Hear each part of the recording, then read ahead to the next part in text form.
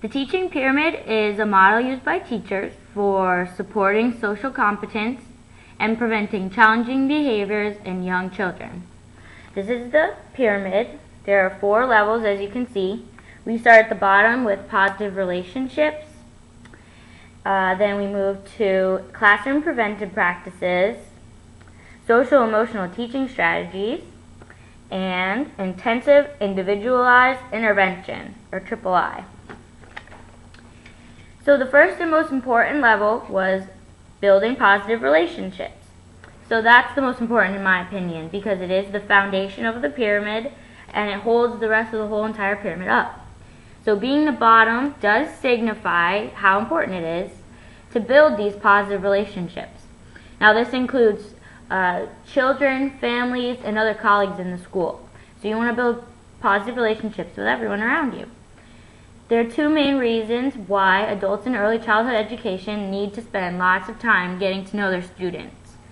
One is that spending time with your students and getting to know them on a personal level has a positive influence on their behavior. They'll see you acting positive and they'll want to get your attention in a more positive way. So they won't always want to get your attention by using those challenging behaviors, because they'll learn there's other ways and other things to talk about with you.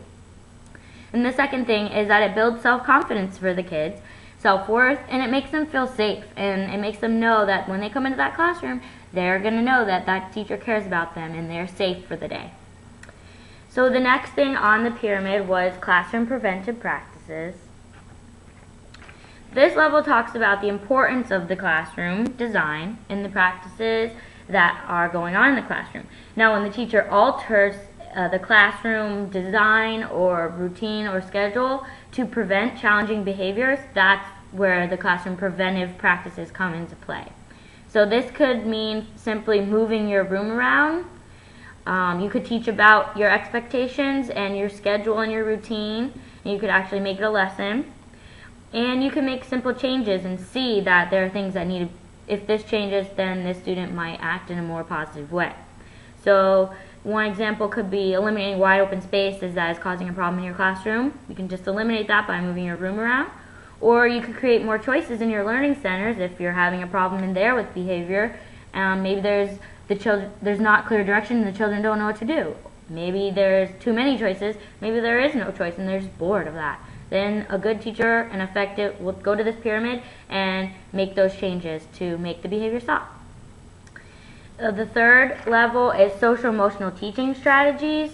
This is the area where teachers teach friendship skills, problem solving. They'll help the students to identify their feelings and learn about their feelings and what they're called, and that it's okay to have all these crazy feelings, and to teach the kids how to act appropriately when these feelings do arise, because they will, and the kids need to know how to react.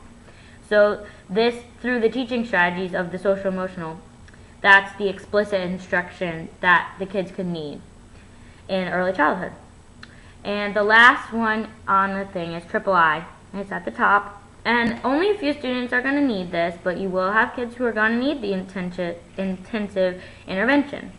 So even when teachers use the pyramid and use the positive behavioral system and everything, there's still going to be a few kids who will display the challenging behaviors and need the IIIs. So the IIIs are planned by a team of the teachers that the student has, the parents, and other colleagues that may work with the child, know the child, or have experienced their challenging behaviors. The III is used to implement at home and at school, and this makes it easier on the child to understand with the routine and having the same consistency throughout school and home. And this helps them to better understand their social and emotional skills, and it helps them to feel more like everyone else and know what they're feeling and how to deal with it. So in my opinion, again, like I said, positive relationships at the bottom is the most important. 3 fun ways to do this are to send positive notes home to the students' parents and make nice phone calls home right when the student's there and listening.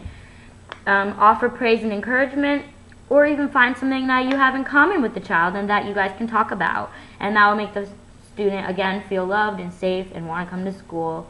And positive behavior system is a highly effective approach for challenging behavior in any classroom.